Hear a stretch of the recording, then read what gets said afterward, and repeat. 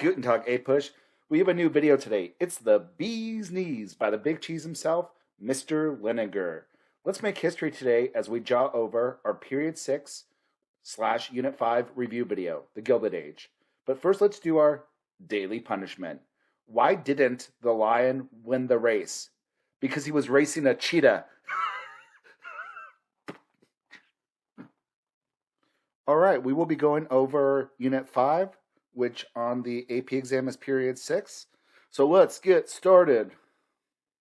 Period 6 overview is 1865 to 1898. It's roughly 10 to 17% of the exam, just like our last couple of units. Essay topics you can be expected to see will be like comparing and contrasting goals of farmers, industrial workers, successes and failures of Reconstruction during this time period, although that actually was last unit because these two units overlap. Why were these dates chosen? 1865 was the end of the Civil War, and 1898 is the beginning of the Spanish-American War. This unit does not include imperialism. That will be next unit. This time period will focus on the Gilded Age, social Darwinism, the growth of labor unions, the Populist Party, the continued United States expansion out in the West. So the Gilded Age was a term coined by Mark Twain, who was an author during this time. He wrote Huckleberry Finn and Tom Sawyer. It was meant to show that gild is a fake type of gold. It looks good, but then you get to look at it up close and it's worthless. And that was his underlying argument about the Gilded Age. On the surface, things appeared as if they were good, but there are many problems underneath. There's going to be political debates focusing on tariffs, currency, corporate expansion. The big thing for currency will be gold versus silver, soft money versus hard money, which will be determined in the election of 1896, which is an election you should know. So let's talk about businesses first. Businesses will consolidate their power during this time. They will justify how they treat the workers with the idea of social Darwinism. The idea that if some people are not able to survive in the workplace, it's natural selection and the government should not help them out. Andrew Carnegie did have a little bit more humane, although very self-serving idea. It was the gospel of wealth. It was the idea that the rich industrialists were given the money and it was a responsibility they had. And they did need to give it back to like charities and stuff, but it was theirs. But he still used the idea of the gospel of wealth to justify his money, although he did give much of his money back to charities before he died.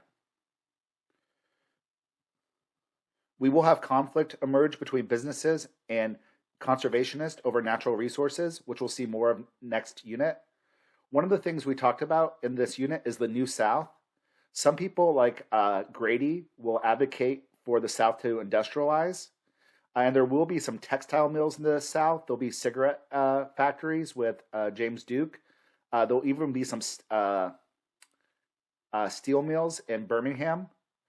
However, the South will predominantly remain agriculture. There's going to be sharecropping and tenant farming. It's going to persist throughout this time period. There will be an expansion of the workforce. More farmers are moving to the cities for jobs, so we have urbanization. This will lead to lower wages and an increased use also in child labor. Factory owners will use children and women in this time period because they're cheaper. You're going to see the emergence of labor unions, which will seek better working conditions and higher wages. The first labor union was formed by Terence Powderly. It was the Knights of Labor. It would allow skilled and unskilled workers, men and women, blacks and whites. It is going to fall after the Haymarket riot. Then you have the AFL. The AFL only allowed skilled workers in. They really focus only on economic issues. There are going to be some big strikes during the Gilded Age. And in general, what happens in most of these strikes is the government will support big business over the workers. You have the Great Railroad Strike, in which the militia will be called in. The Haymarket riot, there's going to be a bomb thrown. They're going to blame it on some anarchist, and it's going to kind of crush the strike. This is also what leads to the death of the AFL.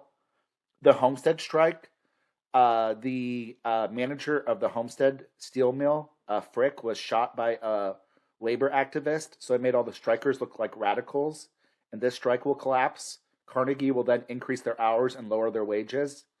In the Pullman strike, which was led by Eugene Debs, after this strike, the government will issue an injunction because it was against the railroads. Debs will ignore this. He'll go to jail. This is when he becomes radical and becomes a socialist. The government will side with big business in this time period, and you will see some people becoming more and more disenchanted with America. So you're going to see the rise of radicalism. You have a socialist labor union like the IWW, also known as the International Workers of the World, also known as the Wobblies. You also have a rise of people identifying themselves as socialist and anarchist. Let's talk about other conflicts during the Gilded Age. There is going to be a battle for natural resources and land. Corporations are going to try to keep expanding, but there will start to be conservationists like the Sierra Club, although they are going to have more power next unit. Farmers are going to seek to limit the effects of mechanized farming and dependence on railroads. Remember, farmers hated the railroads because they exploited them. They would charge farmers more than they would like corporations. So a lot of farmers, like in states, will try to get like laws that made it illegal to do rebates and stuff. Farmers will form organizations also to try to get laws that would benefit them. The examples of this are like the Grange and the Farmers Alliance. The Grange was an organization of farmers which will seek to regulate railroads and grain warehouses. Eventually, there is going to be a political party that's going to start to be formed in the late 1880s, the Populist Party, and it's going to reach its zenith in 1896. The Populist Party wanted to have increased government control over railroads, telegraphs. In one of their famous platforms, the Omaha platform, they wanted the direct election of senators, an income tax, which would tax the rich more, regulation of railroads, silver. Many of these ideas were adopted during the Progressive era. One of the big differences and one of the ways to distinguish progressives and populists really was more agricultural, farm-based. And even though they did have all these ideas, the biggest idea they are going to be pushing for is currency reform. They wanted silver, 16-to-1 ratio. Some of the ideas that they will push for that will be adopted later on are like the income tax, the direct election of senators, and the secret ballot. Let's talk about life in the cities. We talked about the old immigrants before in the early to mid 1800s. In the mid to late 1800s, like 1870s, 1880s, 1890s, you're going to have new immigrants coming to America. These immigrants are from Southern and Eastern Europe. They're going to settle in cities for the most part. Some of them will move to boomtown areas of the West. There's going to be heavily discrimination against them. A lot of times these people have darker colored skin. The Irish and the Germans have some cultural characteristics similar to the Americans, the old immigrants. The Irish spoke English at least. A lot of the Southern and Eastern Europeans weren't even Christian. They didn't speak English. Some of them were anarchist or socialist. So there's going to be a lot more discrimination against the new immigrants. The APA, American Protective Association, was formed to try to limit how many immigrants were coming to the country. Some of the characteristics of the cities, it's going to be divided ethnically, racially, and economically. So you have ghettos, communes. There will be a lot of jobs provided for women, immigrants, and some African Americans. You're going to have political machines. Political machines are where you have a local political party that dominates the elections. They usually rig the elections. They give jobs to immigrants. Then they usually steal money from the city and kind of use that to keep the infrastructure of their party in power. Political machines is something you should know. The most famous example is Tammany Hall and Boss Tweed. He was the person. They provided social services in exchange for political support. We will have some settlement houses being formed. Settlement houses were houses that were usually formed by upper middle class women. Jane Addams is the biggest example. She formed the Hull House in Chicago. This helped immigrants and women transition to urban life. It gave them classes to teach them English. It was kind of patriarchal, like patronizing, but it did try to, like, it provided childcare, it taught them English to help these new immigrants assimilate into American life. And you should know Jane Addams and settlement houses. Let's talk about the impact of the Transcontinental Railroad. There is going to be a lot of westward expansion in the post-Civil War. People are going to migrate due to economic opportunities. Government policies makes land cheaper, like the Homestead Act. As a result, there's going to be often violation of treaties. This is going to lead to war and conflict with the Native Americans. For the most part, the government is not going to really help out the Native Americans. They're going to continue fighting them, and eventually they're going to put them in reservations. The government will use force. For example, Chief Joseph will be captured and forced to go into a reservation. George Armstrong Custer loses his battle in Little Bighorn. Another example is the Wounded Knee Massacre, where Americans were surrounding a Native American village that were doing the ghost dance. We massacred them. Native Americans will be placed on small reservations.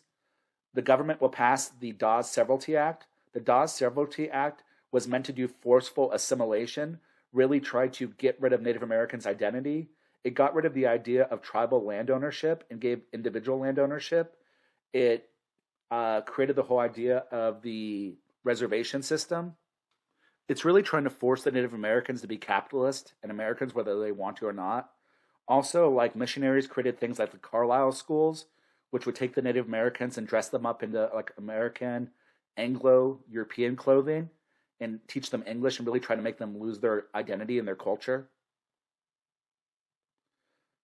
All right, let's talk about Gilded Age politics. The focus of Gilded Age politics will be on economic issues, the tariff, gold versus silver, laissez-faire economic policies. There was a lot of government corruption during this time, and there will be some people seeking reform, although it's not going to really happen during this time period. Some people will start calling for reforms like referendum, initiative, recall, but that's really going to happen in the Progressive era. There will be some laws passed. The Interstate Commerce Act was passed, which allowed the government to regulate railroads, although it doesn't have a lot of power and it's not really going to be enforced in the Gilded Age. Another example is the Sherman Antitrust Act. The Sherman Antitrust Act was meant to regulate corporations that were becoming monopolies, but it was poorly written and it didn't really have enforcement power. And what's going to happen is the courts are going to use the Sherman Antitrust Act, and instead of breaking up big monopolies, they're going to break up labor unions. We're going to have an increase in nativism and racism during this time. So like Plessy v. Ferguson was mentioned in this new curriculum. It was mentioned last unit also. This was the idea of segregation, separate but equal. Two of the major African-American reformers were Booker T. Washington and W.E.B. Du Bois. Booker T. Washington wanted economic equality. He wanted to create craft schools where African-Americans could learn a new job and move socially advance through economics. W.E.B. Du Bois, who formed the NAACP, wants immediate political equality. He wants African-Americans to be able to vote like they're supposed to in the 15th Amendment. There was racism against other groups. We have the Chinese Exclusion Act, which was passed in 1885 because of the Chinese coming to America after the gold rush and the Transcontinental Railroad. And we're going to actually exclude other Chinese people from coming to the country. The American Protective Association was formed against new immigrants. Let's talk about intellectual movements during this time. How the wealthy justified their approach. The Gospel of Wealth was an essay written by Andrew Carnegie. It did urge the wealthy to donate money, but it did say that they were given the money from God, so it also kind of did justify what they were doing. Social Darwinism was written by Herbert Spencer. He came up with that idea. It applied Darwin's ideas of natural selection to humans, and it kind of justified how the rich were exploiting the poor from the idea of natural selection. The rich deserve to be rich. Yep. Social gospel was a Protestant church movement to improve cities and lives of the poor. The social gospel really was trying to take the ideas of Jesus and apply them to helping out the poor. If Jesus saw these poor people in the inner cities, he would want to help them.